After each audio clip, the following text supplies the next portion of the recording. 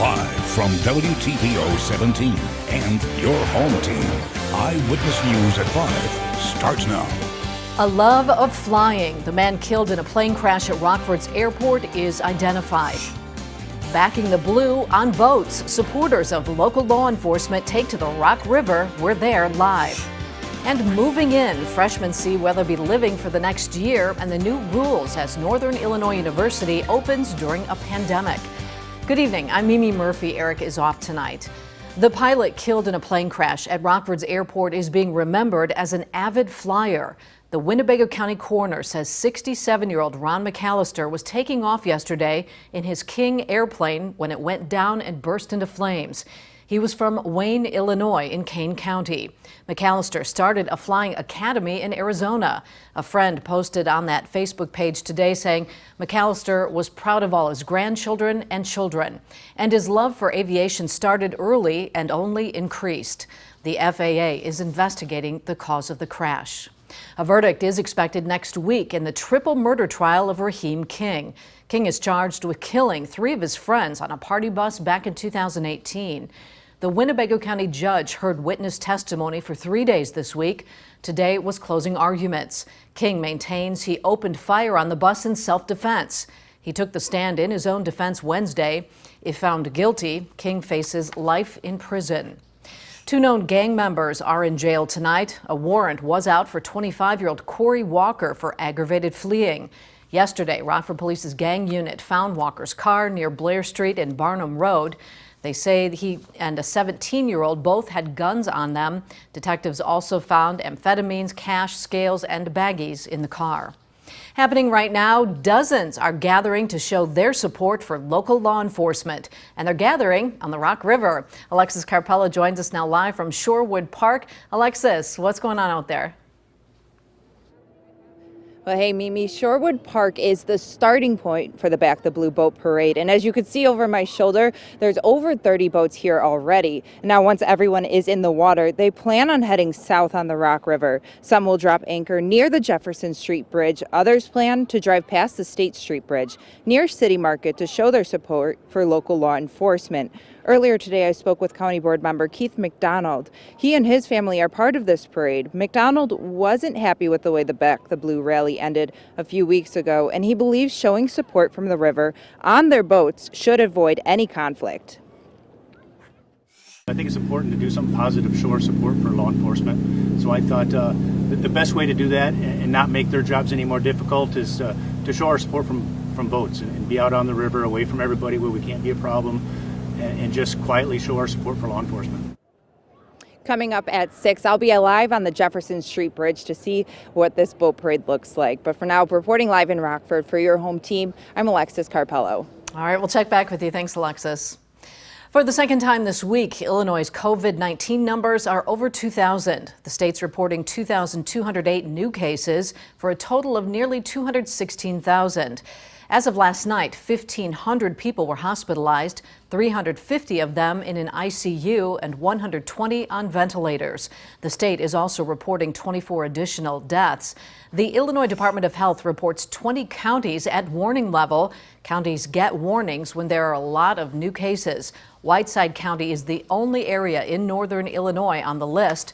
The state says outbreaks are occurring because of large gatherings like weddings, parties, and sports camps, along with people traveling to other states. Governor J.B. Pritzker plans on extending an order that landlords cannot evict people because of the pandemic. But local landlords say that's no longer reasonable. The Illinois Rental Property Owners Association supported the moratorium at first, saying it made sense for public health. But now, months later, they claim there's no longer a rent payment crisis, pointing to the millions getting unemployment benefits.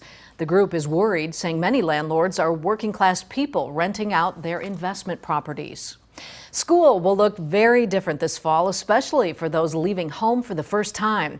Students at Northern Illinois University had to produce negative COVID test results before move-in day. Dylan Siraki caught up with some freshmen who say they won't let the pandemic take away from their college experience. Mimi, students I talked to say masks and social distancing weren't exactly what they had in mind when they pictured move-in day. But they're excited to be on campus for the start of their college careers. Must wear your mask at all time. You had one-way hallway, so no one was interfering with each other. Just to make sure everyone was moving and no one was too closely to each other. The COVID-19 pandemic leads to several changes to Movein Day as Northern Illinois University welcomes students back to campus. It was basically like a drive-by. Parents had to park the cars right away. You know, it was very rushed. Students were only allowed to bring 2 people with to help them move into their rooms. For Lillian Gorski, it meant some family members had to stay home. Only being able to bring 2 people was a little hard because, like, I have 4 siblings, 2 parents. Gorski says, despite some of the changes being made at NIU this semester, she's still glad she's on campus for the start of her freshman year. I don't think I ever thought of staying home because even though it is online, I still want somewhat of the college experience. Like, some people are like, oh, well, you'll save money staying home, but I'm losing out on so much other stuff. And I really just wanted to, like, be here and be present and, like, just start the new chapter of my life. Students say they're ready for on-campus living and some of the benefits it could provide. I was pretty set on coming here, try to get out of the house. I have to, learn independence and whatnot. I'm looking forward to just, like, meeting new people, even if it is socially distanced. I'm just excited. Even if it's during a pandemic, it's still better than sitting in my room at home. Classes here at NIU start on Monday. In DeKalb, for your home team, I'm Dylan Saraki. NIU makes it easier for nursing students to get a degree without ever stepping foot on campus. The school just partnered with Highland Community College in Freeport. Highland students can take classes that will transfer to NIU. That leaves students with just 10 courses to take with NIU, but all of them can be done online. The partnership allows students to get a bachelor's degree in just 3 years. We posted more about how the program works on our website, mystateline.com. A Rockford church helps dozens of Rockford families get ready for school. Turning Point Church volunteers met at Fairgrounds Park. They handed out backpacks, folders, pencils, and everything else students need for the classroom. And the supplies weren't just for those doing in-person learning, but for distance learning too. One volunteer tells us she just wants to help. Some families can't really get the supplies that they're getting right now. That's why they're giving it out for free, just for the ones who ain't got it. It wasn't just school supplies that were given out. Each bag also came with a Rubik's Cube. There's been some confusion about the difference between absentee and universal mail-in voting. While casting an absentee ballot or a mail-in ballot is essentially done the same way, there are some key differences in the way states approach their voting system. Joel Khalil is keeping you connected to the nation's capital. Let's start with why this is so important. In 2016, about 29.6 million people, roughly 1/4 of all voters, cast their ballots through the mail in one form or another. Now, the Pew Research Center estimates that number could top 80 million this year. The most basic difference is that most years voters have to request an absentee ballot. This year, because of coronavirus, though, many states' boards of elections are skipping that step. This year, 9 states and Washington, D.C. will allow for universal mail-in voting, which means every registered voter in the state will automatically get their ballot in the mail. They don't have to request it. They fill it out at home and either mail it back or drop it off at a specific drop-off location in their communities.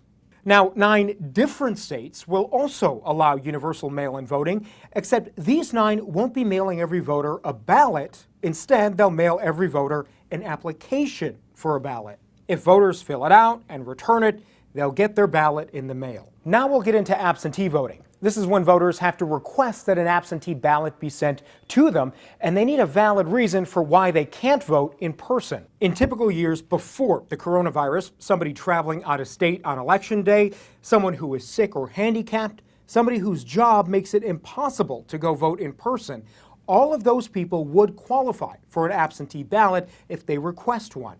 This year, 35 states have said that fear of COVID is a valid reason to get an absentee ballot. So voters in those states, if they want to stay home, they can request one on the phone, online, or by mail. How each state sends out their ballots varies. Now, these 6 states are the only ones in the country where fear of COVID is not a valid excuse to get an absentee ballot. That means voters in these states, for the most part, may have to vote in person. Now, there have been some calls and, in some cases, court challenges in those states to allow people to vote from home. Between now and Election Day, some states may change their voting rules. President Trump has been vocal about his opposition to universal mail-in balloting. He's worried it will lead to voter fraud. Democrats say it's necessary because of the pandemic. Now your first warned weather forecast with meteorologist Kevin Doom. Let's have ourselves a live look over the Rock River in downtown Rockford. We're just seeing a beautiful Friday evening out there. Lots of sunshine, lots of blue sky. Could use a little bit of rain, but otherwise a very beautiful Friday evening. We're currently at 85 degrees today, or right now rather, in Rockford, 81 in DeKalb. Same goes for Rochelle, 81 in Freeport, and 84 for those of you currently up in Janesville. You can see lots of sunshine, clear skies across the state line. Conditions also very dry today with pretty low humidity in the 40 to 50% range. And temperatures are going to continue to warm here over the next several days. If we take a look at some of the current temperatures across the region, looking out in the plains, you can see much warmer weather in the lower to even middle 90s. That warmer weather will eventually push eastward, make its way over the state line over the next several days. So we too are expecting 90s. In fact, we could be seeing near record temperatures in the middle of next week. I don't think we'll actually reach those records, but it'll be close. We're expecting temperatures to reach the lower to even middle 90s here in the state line. You can see for Tuesday, Wednesday, and Thursday, the record high temperatures 97 degrees. We're expecting to get as high as 94 degrees. Wednesday should be our warmest day, so the temperatures are really going to heat up here over the next few days. We haven't seen any rainfall once again today for our Friday. Just lots of blue sky, lots of sunshine here in the state line. This is still all thanks to this very strong system of high pressure that's keeping things nice and clear in much of the Midwest and the Ohio Valley, and that includes here in the state line. That's the biggest reason why we've been seeing such clear, such sunny and dry conditions over the past several days. So now looking ahead with our future cast, skies are going to remain mostly clear through the rest of the evening and through the overnight hours of tonight and even into tomorrow morning as well. For tomorrow afternoon and evening, could expect a few more clouds overhead, but conditions should remain dry. Now going into the overnight hours of tomorrow, between tomorrow and Sunday, we could see a slight chance for a little bit of rain here in the state line, and that does continue on through the day on Sunday. Now this model likes to show some pretty widespread scattered showers here in the afternoon. I don't think it's going to look quite like this, but we could see a few pop-up showers, possibly a thunderstorm or two, but overall very little rain expected if we do get any. And that's not very good news considering this is now our 11th consecutive day with no measurable precipitation here in Rockford. The last time we saw measurable rainfall was back on that derecho event last Monday. We are well over 2.5 inches short of the normal month-to-date total, MTD meaning month-to-date, and this is tied for the 5th driest such stretch on record from August 1st through August 21st. And still no drought issued for any of the state line, but now you can see, according to the Drought Mitigation Center, pretty much the entire southern half of the state line is now experiencing abnormally dry conditions, which is essentially the last step or last stage before a drought is issued. And tonight, conditions going to remain clear through the night as temperatures drop into the lower 60s, likely upper 50s in many areas outside of Rockford. We're in the upper 80s tomorrow with just more sunshine and once again no rainfall in the forecast. We do see a slight chance, as we saw, for a little bit of rain overnight between Saturday and Sunday, and then through the day on Sunday, again on Monday, but a slight chance of rain is pretty much all we're seeing in the forecast all the way through up to Thursday when a cold front does push us through, brings us a pretty good chance for rain later on in the day and also cools us off, gives us some relief from the heat, bringing us back down to the mid-80s by Friday. That's been nice. Now, the Napleton Sports Desk with Sports Director Scott Lever. You know, I've watched Fred VanVleet play basketball since his sophomore season at Auburn, and I am still continually amazed at how special he is. Every day it seems like he shows us something new. He just keeps getting better. He got off to a blazing start in Game 3 against the Nets today, including his three-pointer. He scored 8 points in the first 3 minutes. Then off the turnover, Pascal Siakam sends it VanVleet's way for a lay-in. VanVleet with some love for Siakam for that dish. Later in the first, VanVleet grabs the loose ball. He's going to return the favor to Siakam, shoveling the ball to him for a breakaway. Now pay attention to this play. Right before the half, VanVleet heaves the ball from beyond half court. Nailed it. The Raptors led by 15 at the break. They beat the Nets for the third straight game, 117-92. Splash. VanVleet had 22 points and 5 assists. This is the same confidence that I always have, and the ball's just going in for me right now. So just keep trying to find my spots and keep improving. I'm working my butt off. I'm working in between games. I do know that, you know, I'm feeling good right now, and obviously just got to continue to be consistent with that. The Raptors' next game is Sunday. With the Blackhawks today, we're closing up shop. GM Stan Bowman faced the media. He's not sure what's going to happen with the goaltending situation for next season. I don't have any announcements to make on what we're going to do. I think we have an idea of what we want to do. And now we're going to talk to the agents and see, where that goes. There's no question Corey played excellent for us, certainly as the tournament got going and he got more up to speed. I thought he got better as it went along. We do have some decisions to make right there. Well, I hope you have some time carved out on your weekend schedule for baseball. The White Sox and Cubs will play 3 games at Wrigley Field starting tonight. Dallas Keuchel and John Lester will be tonight's pitchers. The big news at Bears camp today, Akeem Hicks was held out of practice with a quad injury. Matt Nagy doesn't think it's anything to be concerned about. He has just a little bit of a quad, so we're just kind of keeping him out right now just to let him, again, we're kind of turning into some of these vet days. We're getting close to that, so it kind of falls into that, but we just don't want to make anything worse than what it is.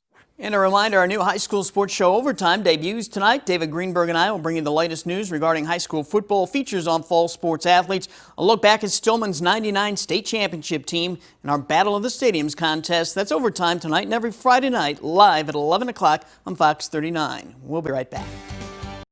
Thanks for watching. We'll see you again at 6.